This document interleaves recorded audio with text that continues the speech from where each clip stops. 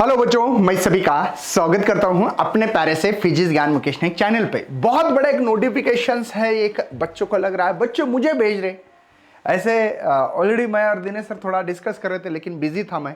लेकिन एक बात बता देता हूं बच्चों, ये नोटिफिकेशन एक्चुअल में कोई ये बहुत इंपॉर्टेंट नोटिफिकेशंस है ऐसा आपको लग रहा है, लेकिन ये रूल ऑलरेडी था। दोबारा क्यों निकाला सर फिर ये नोटिफिकेशन? तो इसका खास आप लोगों के लिए, लेकिन आपके लिए इंपॉर्टेंट है क्योंकि आप नए हो ना, तो आपके लिए इंपॉर्टेंट ही है ऐसा बोल सकता हूं।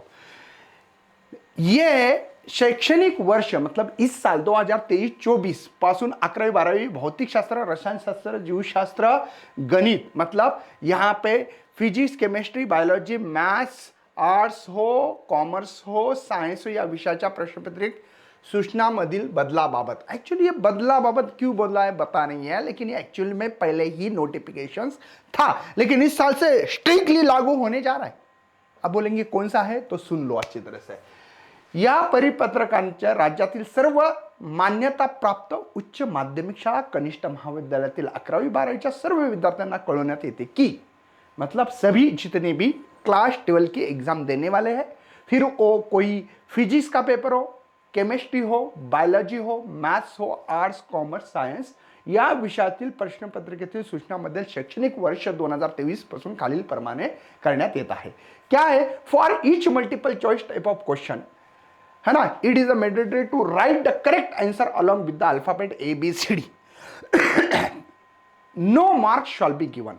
अगर आपने डायरेक्ट ओनली एंड ओनली ऐसा आंसर लिखोगे, कैसे ओनली एंड ओनली, अगर आप लोग ऐसा समझो क्वेश्चन डाला है नंबर 1, यहां पे लिखा है एमसीक्यूज क्वेश्चंस, यहां नंबर 1 है, आंसर लिख दिया आपने, ओनली ए लिखा है, 2 नंबर का आंसर है आपने डी लिखा है, ओनली 3 नंबर का आंसर है ओनली सी लिखा है, तो बच्चे इसका नो मार्क, इसका कोई भी मार्क्स आपको नहीं मिलेगा या कोई नंबर नहीं मिलेगा। इसके बाद जो भी होगा, जैसे कि करंट है तो लिखना पड़ेगा, डी ऑप्शन है करंट है, ए ऑप्शन था V is equal to IR, ऐसा लिखना पड़ेगा। वो जो ऑप्शन है वो लिखना पड़ेगा।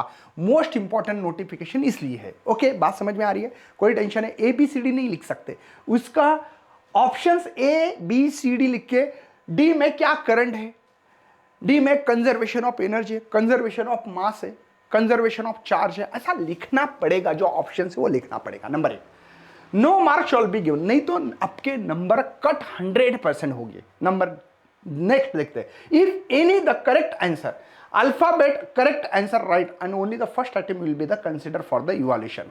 दूसरी बात, बच्चे क्या करते हैं, पहले पेज पे एमसीक्यूज लिख दिए, ध्यान रखना, पहले पेज पे एमसीक्यूज लिखा, पेज नंबर फर्स्ट है, आपने एमसीक्यूज लिख दिया। बाद में बच्चों को लगता है यार मेरे इसमें से कुछ एमसीक्यूज गलत हो चुके हैं। अब मैं क्या करता हूं, पेज नंबर 15 पे दोबारा एमसीक्यूज, नंबर 1 एमसीक्यूज, आंसर लिखा आपने, ए आंसर है ना, यहां पे मास था, जो भी होगा, ठीक है ना। ऑप्शन 2 है बच्चों, आंसर था इसका सी था, है ना, इसका वोल्ट आंसर है बच्चों, है ना। ऑप्शन 3 है, इसमें आंसर लिखना है आपको, आंसर में लिखा आपने डी ऑप्शंस, है ना। यहां पे I is equal to 5 ampere, ऐसा कुछ तो आंसर है लिखा। तो 2 बार लिख रहे, पहले पेज नंबर 1 पे लिखा, बाद में 2 पे लिखा, 15 पे लिखा, 15 पे लिखा, तो पहला जो भी है ना वही कंसिडर किया जाएगा। बाद में लिखे वाला आपके आंसर कभी चेक होने ही नहीं वाले हैं। इसके नंबर आपको भले 10 एमसीक्यू से 10 आउट ऑफ 10 नंबर भी मिले हैं, तो भी बच्चों आपको नंबर्स नहीं दिए जाएंगे। ये इनका मतलब एक बार लिखा बस, पहले जो आइटम में लिखा होगा, देखो only the first item will be consider for the evaluation. जब पहले आइटम में, कभी कभी तो बच्चे एमसीक्यू 4 बार लिखते हैं, मैं खुद 18 साल से पेपर चेक कर रहा हूं इसलिए बता रहा हूं बच्चों, ठीक है। बदल के लिए सूचना, for multiple choice type of question only the first item will be the consider evaluation, मतलब पहले बार जो लिखा है उसके ही नंबर मिलने वाले। पहला रूल्स ये है, ABCD में मत लिखो, और नंबर 2, एक बार लिखा, दोबारा लिख रहे, तीसरे बार लिख रहे, चौथे बार लिखे, तो ये रूल्स आपके लिए जो है बदल गया है, एक ही बार लिखना है, पहले अटेम्प्ट वाले ही चेक होंगे, इसलिए दोबारा मत लिखो, टाइम पास मत करो। आपके पास टाइम भले भी हो तो भी ऐसा मत करो, आपके नंबर चले जाएंगे। जो पहला लिखा है पहले पेज पे, पहले बार लिखा है पहले अटेम्प्ट में, वही आपके नंबर्स मिळणे वाले है।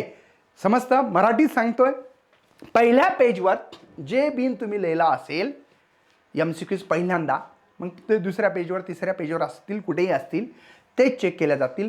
पुन्हा जर एमसीक्यूज लिहिले असतील तर ते चेक केल्या जाणार नाही। ऑप्शन्स लिहित असताना ABCD मध्ये लिहू नका।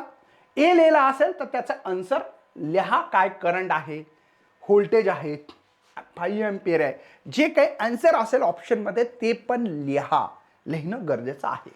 असल्या प्रकारचा रूल बोर्डाने पास केलेला आहे, याचं सगळ्यांनी पालन करायचं आहे, जेणेकरून तुमचे 10 मार्क एमसीक्यूचे चालल्या जाणार नाहीत। तो थैंक यू। तो ये आप लोगों ने इतना सुन लिया है।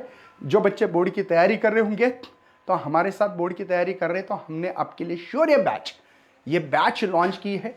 इस बैच में HSC बोर्ड को बहुत डिटेल में, जिनका सपना है ड्रीम में 90 नंबर लेना, इस बैच में आ सकते हैं। जिनको लगता है CET पढ़ना है बच्चों लेकिन बोर्ड भी करना है, तो ये एडवांस बैच है। बोर्ड के लास्ट ईयर के रिकॉर्डेड वीडियो शौर्य 1.0, ये लास्ट ईयर की बैच, रिकॉर्डेड वीडियो इसमें मिलते हैं। ये फायदा आपको एडवांस बैच लेने के। और ओनली CET ही करना चाहते तो टॉपर प्रो बैच, इसमें कोई बोर्ड का लिया नहीं जाता है, only and only pure CET, तो ये आप बैच ले सकते हो। और जिनको PYQs करना, ब्रह्मास्त्र बुक है हमारी, उसमें भी आप लोग देख सकते हो। चलो bye, thanks for watching this video and best luck for your study and your future plan.